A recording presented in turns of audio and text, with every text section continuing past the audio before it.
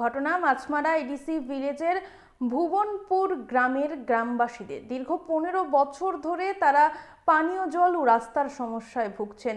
দুর্বিষহ এই যন্ত্রণায় তারা পানীয় জল পাচ্ছেন না এবং বাজে রাস্তার কারণে হাসপাতালে রোগী অসুস্থ হলে নিয়ে যেতে তাদের বেগ পেতে হচ্ছে। কাঁধে করে রোগীদের হাসপাতালে নিয়ে যেতে হয়, এমনটাই অভিযোগ গ্রামবাসীদের। তারা জানান যে এই গ্রামে কোটি টাকা খরচ করে জলের ট্যাঙ্ক বসানো হয়েছিল, তবু পানীয় জলের সমস্যায় ভুগছেন এখনও গ্রামবাসীরা। শুধু তাই নয়, গ্রামে যাতায়াতের রাস্তার অবস্থাও বেহাল।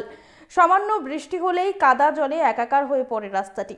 অভিযোগ, ভোটের সময় মন্ত্রী শান্তনা চাকমা আশ্বাস দিয়েছিলেন এই রাস্তা সংস্কার করে দেবেন এবং পানীয় জলের ব্যবস্থা করে দেবেন, কিন্তু ভোট শেষ হওয়ার পর মন্ত্রীর আর দেখা নেই।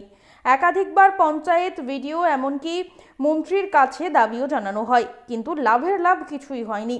প্রতিবারই মিলেছে শুধু প্রতিশ্রুতি। বর্তমানে ভুবনপুরে প্রায় 50 পরিবার আছে।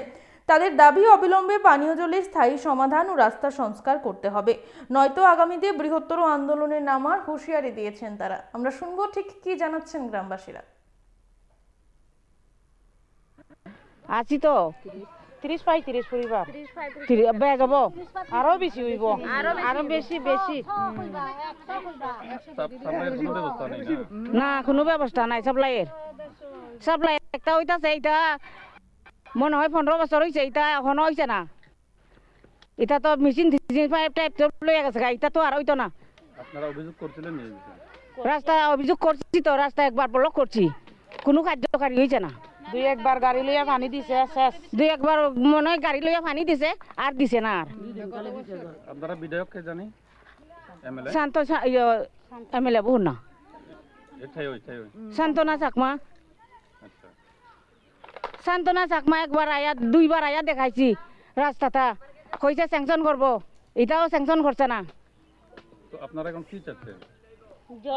জলের অসুবিধা, ওই রাস্তাটা করতো, জলের সুবিধা করতো, আর রাস্তা করতো, রাস্তাটা ভালো করতো, রাস্তাটা ঠিক করতো।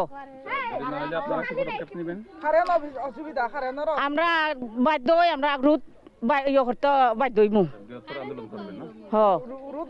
রোদ বন্ধ করতে বাধ্য হইমু আমরা। তাহলে আপনারা 15-20 বছর ধরে এই সমস্যাটা ভোগ করছেন। হ